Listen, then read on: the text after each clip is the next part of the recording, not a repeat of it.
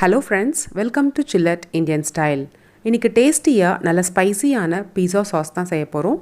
இது செய்ய தேவையான பொருட்கள்: தக்காளி 6, பட்டர், பூண்டு 1 ஸ்பூன், சிவப்பு மிளகாய் பொடி 2 ஸ்பூன், சர்க்கரை, பெப்பர் பொடி, tomato sauce 1 spoon, oregano 1 spoon, உப்பு தேவையான அளவு.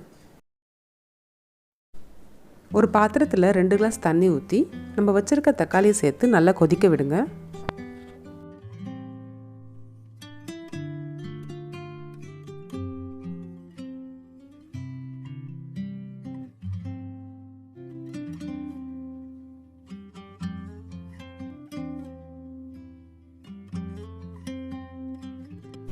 தக்காளி நல்லா கொதிச்சதுக்கப்புறம் இந்த மாதிரி தோல் தனியாக வரும். ஸ்டவ் ஆஃப் பண்ணிவிட்டு தக்காளி தனியாக எடுத்துருங்க. இந்த மாதிரி நடுவில் இருக்கிற காம்பை கட் பண்ணி எடுத்துருங்க.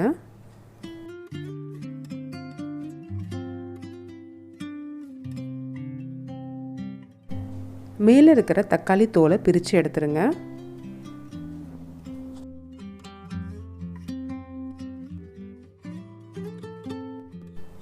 எல்லா தக்காளியும் ஒரு மிக்சர் ஜாருக்கு மாற்றி நல்லா ஸ்மூத்தாக அரைச்சி எடுத்துக்கோங்க. ஒரு பேன் சூடு பண்ணி அதில் பட்டர், பூண்டு,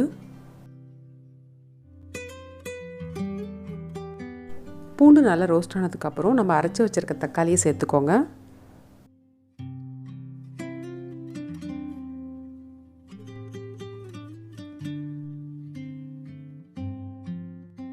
லைட்டாக கொதிக்க விட்டு 2 ஸ்பூன் ரெட் சில்லி பவுடரும் உப்பு சேர்த்து நல்லா மிக்ஸ் பண்ணி விடுங்க.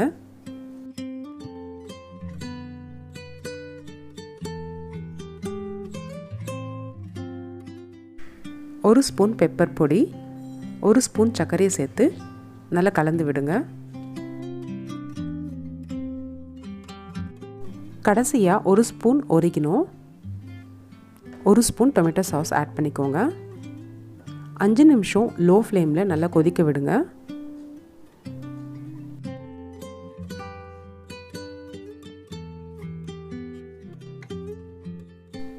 அவ்வளோதான், நல்லா டேஸ்டியான பீஸா சாஸ் ரெடி ஆகிடுச்சு. ஒரு பவுலுக்கு மாற்றிக்கோங்க. இந்த சாஸ் வச்சு உங்களுக்கு ஃபேவரட்டான பீஸாவை நீங்கள் செய்யலாம். பீஸா ரெசிபி வீடியோ லிங்க்கை டிஸ்கிரிப்ஷன் பாக்ஸில் கொடுத்துருக்கேன். உங்களுக்கு வேணும்னா யூஸ் பண்ணிக்கோங்க.